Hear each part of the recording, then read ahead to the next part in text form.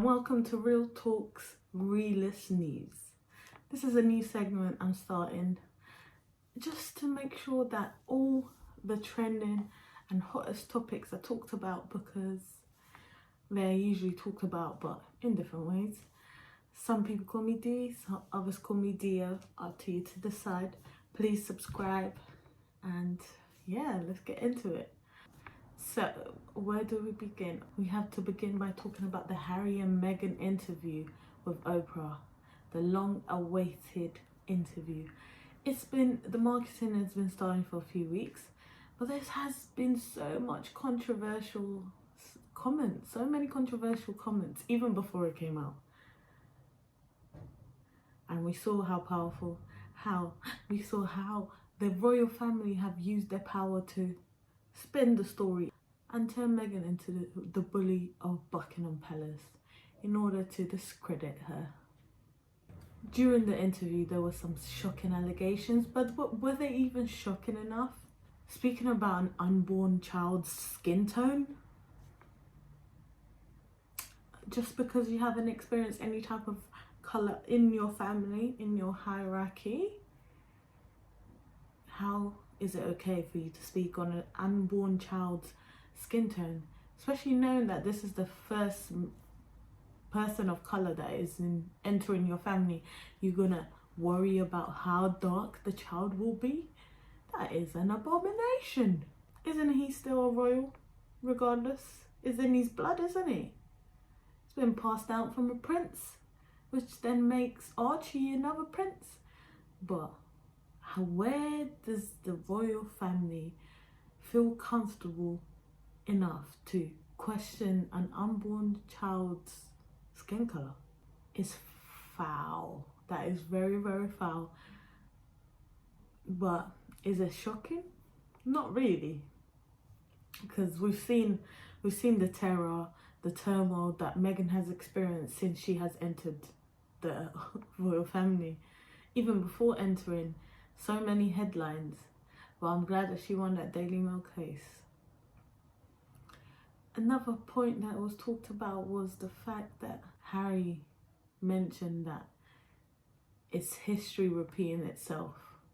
He's trying to tell us that he wishes he could be there for his mother. He wishes his mother had someone that Meghan has now had, which was himself. He wishes that his dad had protected his mom that the way he's protecting his wife. But no, that didn't happen, did it? Harry is even telling his own father, like, fix up. And who's to say what other kind of messages Harry is sending us? He knows exactly what happened to his mom. And I think he knows that to this day, although he can't disclose it, he knows the truth, and we all know the truth. So I'm just wishing that nothing happens to Meghan and that she's protected all the way through. But let's not forget the obsessive manner that Piers Morgan has continued towards Meghan. Let's not forget that. The Duke and Duchess of Sussex have agreed to star in a fly-on-the-wall Netflix reality show, with cameras following them for 3 months. That's according to reports in The Sun this morning. It's claimed they want to give people a glimpse into their lives and see all the charity work that they do. Susanna's described this as the tipping point in her deep, abiding love and support for Meghan Markle. I would say it's entirely in keeping with the hypocrisy of both of Meghan and Harry. Since they announced they were leaving the royal family, they want to have their royal cake and eat it, is my position. This all comes as a couple have apparently been accused by senior royal aides of breaking the terms of their Megxit deal with the Queen by commenting on the US election. He always has so much to say about her. A pregnant woman who has also suffered a miscarriage before due to the stress of entering this family and being a royal, becoming a royal. But still, this country and people like Piers Morgan drag her down on a daily basis, thinking it's normal. You really do sound obsessed, mate. And Harry, I thought they had a good festive period, didn't they? Well, they had a very successful Spotify podcast. Yeah. Their Archerwell podcast. Have we got that gut-wrenching bit where they bring their little They bring him a little kid. They're so desperate to protect his privacy. They use him to flog their podcast. I'm so sorry. I mentioned Meghan because I thought it was a nice moment that Dame Joan Collins was very generous about. Did you not listen when Ginger, and I realise it's actually triggered you. Sorry. When Ginger and Cringe did their podcast. It's a terrible. That's their new nickname, Ginger and Cringe. Well, you've got Ginger here, and she makes me cringe. But when they did the Spotify thing, and little Archie was brought in to flog it with his laughter, did it not make you go?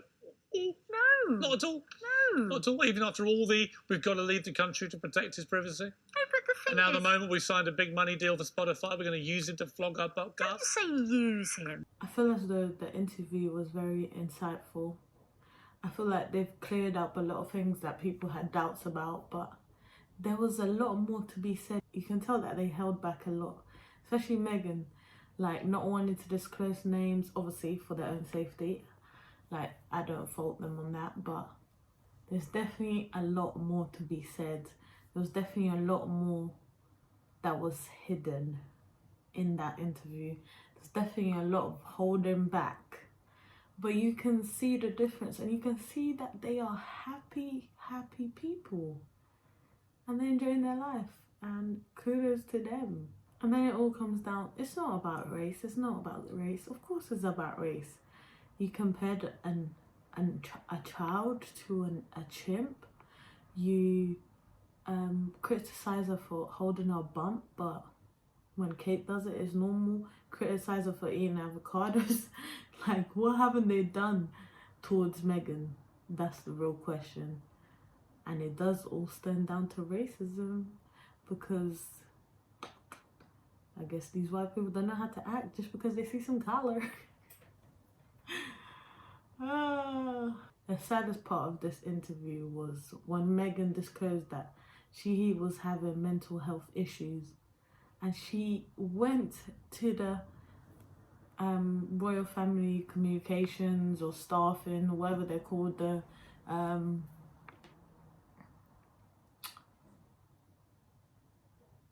royal family's council, the royal family's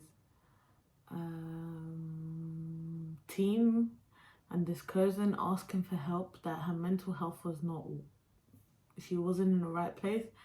And they said that there was nothing they could have done. How is there nothing you could do? A person's mental health is in danger and you could care less.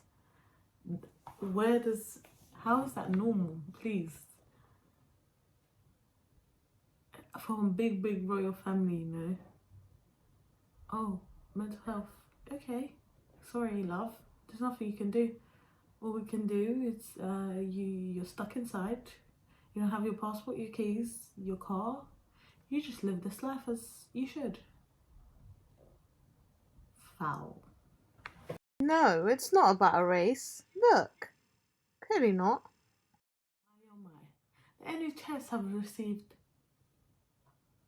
not 5%, not 4%, not 3%, not 2%, but a 1% pay rise. Should we clap for that one? We might as well, isn't it? All that clapping and the pay rise couldn't even match the amount of clapping that was done. Clap for the NHS, but let's only give them 1% pay rise. But HMRC workers are getting what, 13% pay rise? And the people who have suffered and have been putting their lives at risk for a whole year in this pandemic, you know, putting their families at risk, 1%, but you feel okay?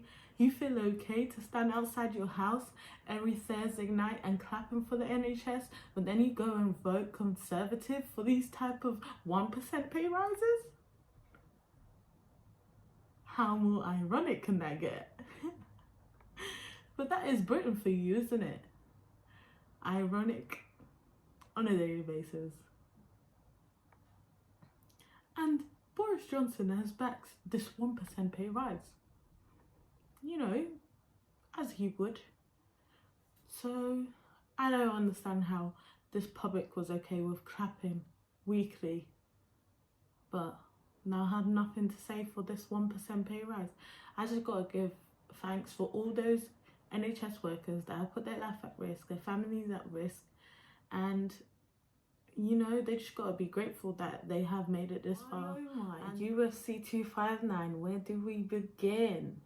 Okay, let's just firstly say that Amanda Nunes is one of the greatest female champions to ever, like, enter the UFC. Obviously, Ronda Rousey paved the way. She was amazing, but what Amanda Nunes has done, there's no comparing. Like, double champ, she's just dominating the whole division. Like, the female division, she is dominating it. She is a lioness. She's not lying. I mean, no surprise, it was an easy fight for her, as I thought it would be. She really has no real contenders anymore. Like, it's just a walk in the park for her. So I just gotta give congratulations to her, and I'm happy to see. I can't wait to see what else she does. Like, she is just breaking barriers. Now on to the second title fight of the night, which was another shocker. There was an illegal knee to the head, as you can see here.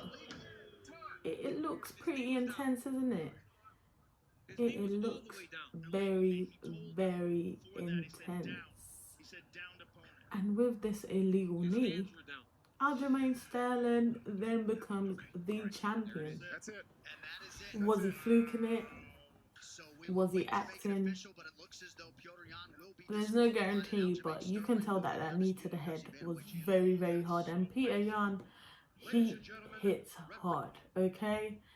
So I wouldn't be surprised if Aljamain Sterling had a concussion or if he was out of it. But you can clearly tell that he wasn't well as soon as he received that knee. Then the question comes, should that be the way that someone becomes a champion? Is that acceptable because of an illegal move? I don't know. I'm a bit on the fence about that. It's like, yes, it was illegal. He shouldn't have done it. But then should he become champion instantly? To me, no. I think that if it turns into a DQ, it should just be a rematch, or the fight just shouldn't count. You know? I would feel like a straight rematch, because I'm sure even Aljamain Sterling doesn't feel like a champion because of the way that things went down. But then Peter Yan, as a fighter, he should know that that's not allowed. It's an illegal move, so he shouldn't even be attempting moves like that. So it's kind of a difficult situation, but there definitely needs to be a rematch. And I don't know, maybe some clarification to how things happen in terms of DQs in the title fight. I don't know. You could tell that clearly Aljamain Sterling was upset. You can see it in his face. He even dropped the belt after Dana White put it on him. He just left it inside the ring. He did not want it. You have to think, these fighters spend months, you know, training for these fights and cutting weight. Like, that's a very long process. So I guess in that sense, he does deserve the belt. Now let's speak about the main event. Israel Adesanya versus Yan. I don't know how to say the guy's last name, sorry. But Israel moved up from middleweight to light heavyweight. Was it the right move? Everyone is asking. I saw a lot of holes in his game. I did not expect it, because usually Israel tends to do really well under pressure. He's a good all-rounder type of fighter, you know. So it was really, really unexpected. It was a shocking surprise. although Jan, he's a big fighter, he has a lot of skills, and it's that Polish power, like he's hardcore. But I guess the public expected more from Israel because, you know, he loves to chat and he loves to big up himself. So it's funny that he decided to now move up now that John Jones gave up his title and decided to move to heavyweight. Very funny, very tactical, but he still didn't manage to get the win. So what will Israel do now? Will he just go back to defending his belt? Will he attempt another shot at light heavyweight? But this was his first defeat. Not every fighter is the same after losing. So if you've never experienced loss, a lot of fighters don't know how to deal with that, and it's very hard to come back from a defeat. So I just hope he pulls out and maybe goes back to how he was. Let's see. So that concludes the Real Talks Realist News. Okay, I hope you've enjoyed it. Comment, like, subscribe, and I'll see you soon.